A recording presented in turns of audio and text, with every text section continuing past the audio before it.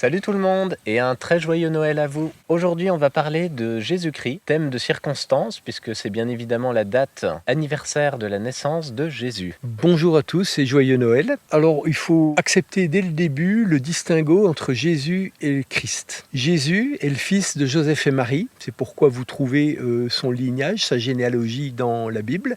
On vous fait remonter par Joseph jusqu'à Adam, donc il n'y a pas photo, c'est bien Joseph qui est le père de Jésus. Par contre, il y a bien Immaculée Conception, mais c'est pour Christ. Christ, lui, est un archange, il n'a rien à voir avec tout ça, et il est simplement venu à l'intérieur du corps de Jésus, qui a été préparé pour ça depuis plusieurs vies et qui était d'accord bien évidemment pour ce sacrifice. Et l'esprit solaire donc du Christ, un de ses rayons du moins, est entré dans le corps de Jésus au moment du baptême dans le Jourdain, quand Jean le Baptiste baptise Jésus. Et on vous dit à ce moment-là, dans la Bible, que l'Esprit de Dieu descendit sur lui sous la forme d'une colombe.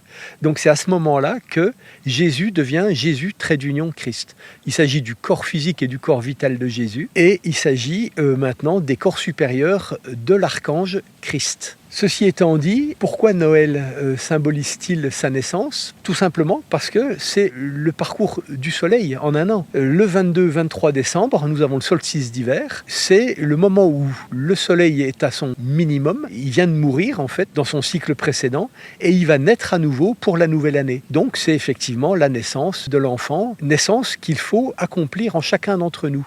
Car il faut comprendre que si la Bible semble parfois un livre historique ou un livre qu'on peut lire comme un roman ou etc. L'essentiel de son sens n'est jamais matériel. C'est toujours un sens spirituel qu'il faut aller chercher. Quand on vous parle dans la Bible du Jardin d'Éden, il a certainement existé quelque part, c'est bien possible, mais là n'est pas la question. Qu'il existait ou pas, c'est à l'intérieur de vous qu'il existe de toute façon à chaque instant. Dieu parle à Adam et Ève, etc. Ève se fait tenter par le serpent. Ça se déroule en ce moment même à l'intérieur de vous, à chaque instant. Et libre à chacun d'écouter Dieu, c'est-à-dire la conscience, ou d'écouter le serpent, c'est-à-dire la ruse de l'intellect. On vous dit d'ailleurs dans la Bible que le serpent était le plus rusé des animaux des champs. De la même façon, Christ symbolise le soleil. Il dit d'ailleurs « Je suis la lumière du monde ». Il dit « Je suis la vie ».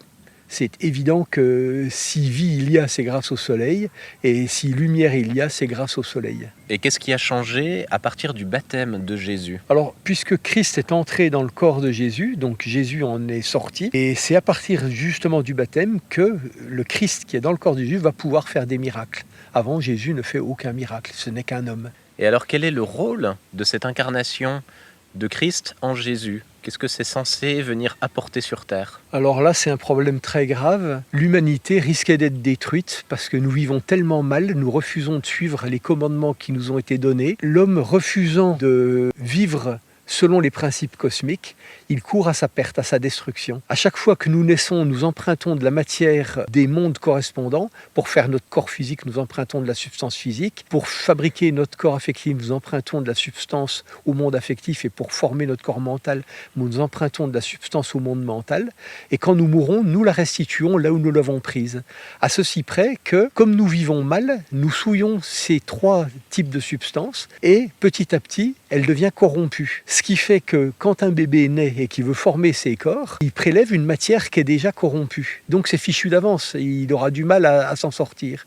Il fallait donc que vienne Christ pour purifier les corps de la terre que nous avons souillés. Et c'est ça son rôle premier, si j'ose dire. Dans l'évolution humaine, il a un autre rôle, c'est il prend le pas maintenant sur Jéhovah.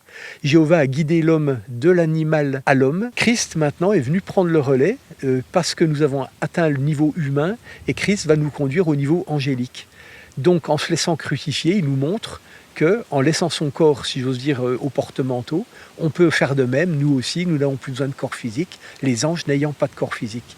C'est pour ça aussi qu'il faut donner tout ce qu'on a reçu, tout ce qu'on a eu, tout ce qu'on a produit, tout ce qu'on a gagné, le donner aux plus nécessiteux que nous, parce qu'il faut se dépouiller de toute matérialité. Et c'est ce qu'on trouve dans la Bible à plusieurs endroits, également par exemple quand le jeune homme riche vient voir Christ et qu'il prétend déjà suivre les 10 commandements, que doit-il faire de plus? Christ lui dit « Vends tout ce que tu as, donne-le aux pauvres et suis-moi ». moi. Et comme c'est un jeune homme riche, justement, comment se séparer de toutes ses richesses. Donc c'est difficile pour lui. Et c'est ce qu'on voit actuellement partout dans le monde. Ça fait des milliers d'années, 2000 ans que Christ est mort et personne n'est encore véritablement chrétien. C'est-à-dire que on trouve surtout aux États-Unis, bien pire que tout, c'est des gens qui prêchent l'évangile pour vous dire comment vous enrichir, comment, etc. Non, ça c'est fini, c'était au temps de Jéhovah, il fallait réussir, c'est vrai. Maintenant c'est terminé, il faut tout donner, il faut sacrifier pour les autres, pour ceux qui ont moins. Le Christ c'est ça, c'est un sacrifice d'amour. Et il est venu montrer par son propre exemple, il s'est sacrifié par amour pour nous. De la même façon, il a dit, tout ce que j'ai fait, vous le ferez, et de plus grandes choses encore, pour montrer que non seulement on va passer sur ses traces, on va être obligé de faire comme lui il a fait, mais en plus l'évolution n'est pas finie, on fera de plus grandes choses encore, parce que l'évolution ne s'arrête pas à Christ, ça continue. Nous avons Jéhovah qui est en bas, le Christ qui est un cran au-dessus, le Père qui est encore un cran au-dessus. Et de la même façon, nous avons eu Jéhovah pour instructeur, désormais c'est le Christ qu'il faut suivre, et rien d'autre. Il ne s'agit pas d'une religion, il ne s'agit pas d'être chrétien au sens d'une religion catholique, protestant, orthodoxe, c'est pas ça du tout. C'est que le Christ a aboli toutes les religions en les réalisant, en les accomplissant à l'intérieur de son unité. Parce que le Christ est un, c'est l'Esprit, il dit « le Père et moi ne faisons qu'un », il n'y a pas de séparation, de cloisonnement. C'est simplement que le Christ est un mouvement qui va de l'intérieur vers l'extérieur, alors que sous Jéhovah, c'était de l'extérieur vers l'intérieur.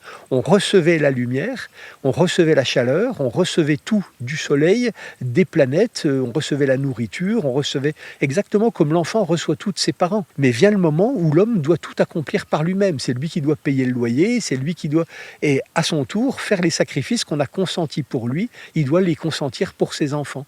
Et ça n'est pas un devoir au sens strict du terme, un sacrifice au sens douloureux du terme, parce que c'est bel et bien un sacrifice, les parents doivent bien se sacrifier pour leurs enfants, sauf que vu que c'est un sacrifice d'amour, en tout cas quand c'est bien vécu, c'est comme ça que ça se passe, c'est un véritable bonheur pour les parents que de le faire, que de consentir ce sacrifice. Leur joie est là. En fait, on leur enlèverait la partie la plus belle de leur vie si on devait leur interdire ce sacrifice d'amour auquel ils consentent à chaque instant pour leurs enfants. Et bien là-dessus, je vous laisse à cette journée de partage et de générosité. Un très joyeux Noël encore à vous tous.